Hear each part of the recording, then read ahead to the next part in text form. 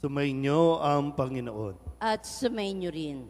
Ang mabuting balita ng Panginoon ayon kay San Juan. Papuri sa iyo, Panginoon.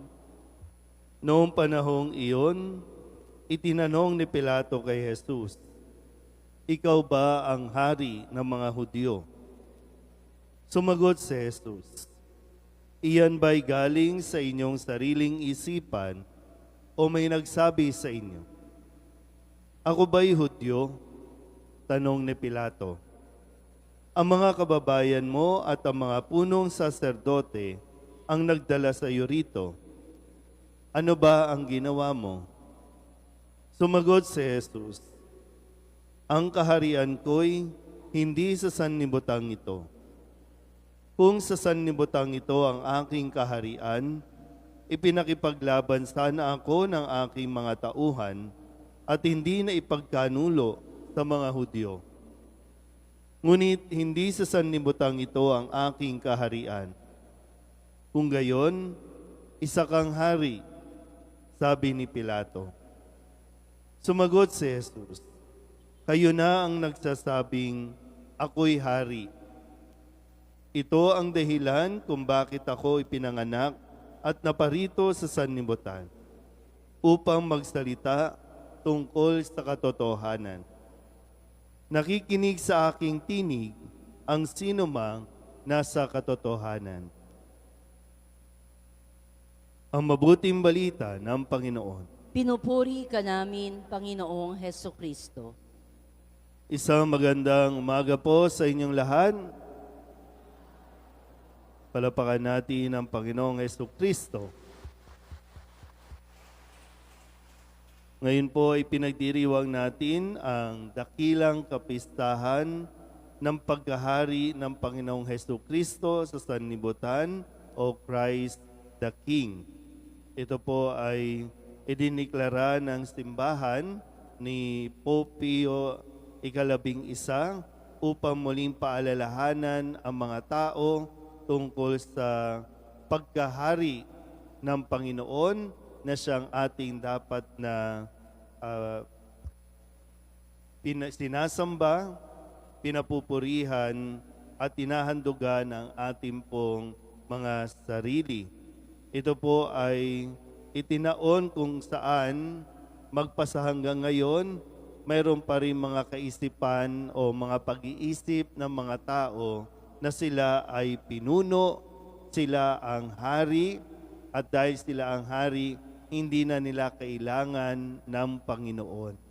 Habang tumatayog ang tao, habang yumayaman ng tao, habang ang mga tao ay nagkakagulo at nag-aaway-away dahil lamang sa mga korona, dahil sa mga posisyon, kung kaya't ito ang isa sa katotohanan na dapat maipamulat sa ating lahat.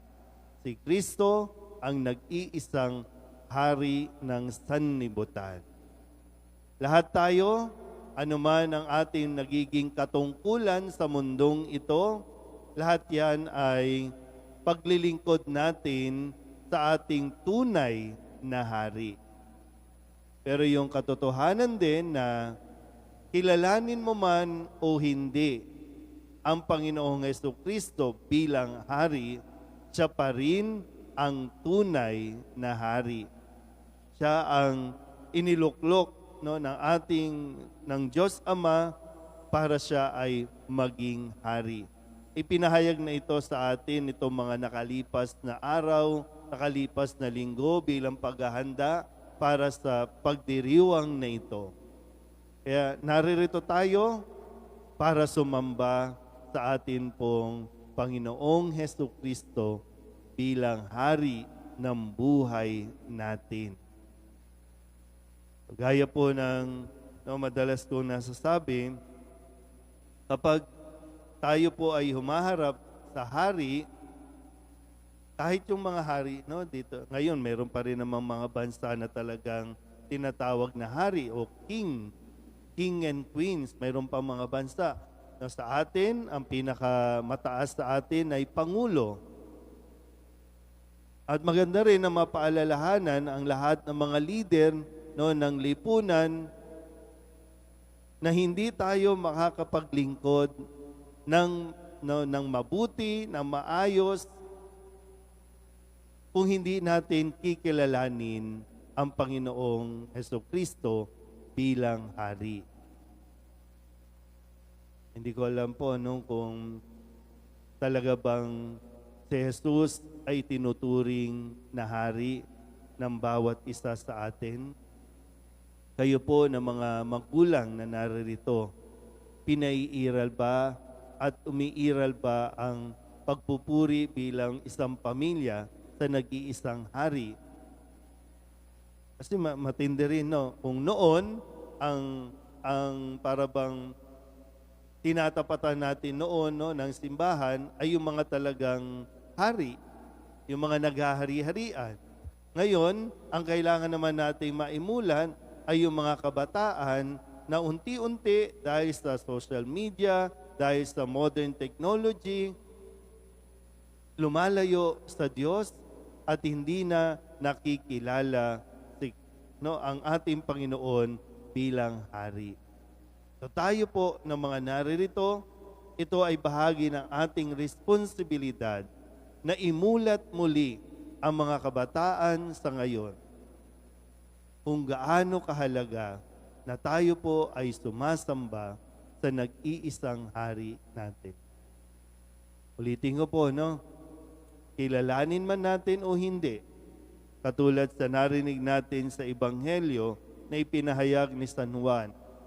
Itong si Hari, no, ang hari ng si Pilato, isa sa mga hari ng mundo.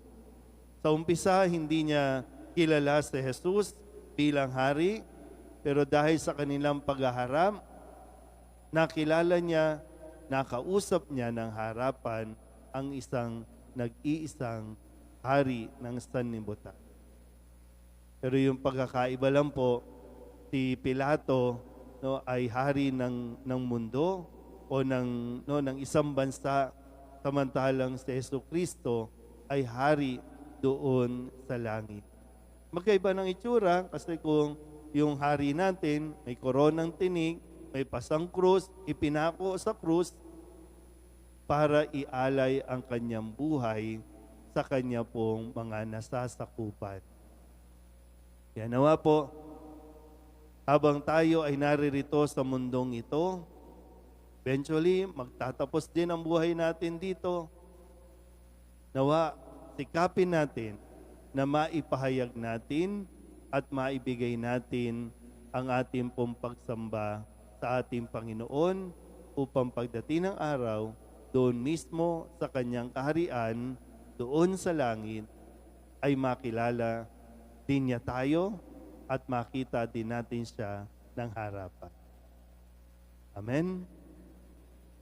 Magsitayo ang lahat.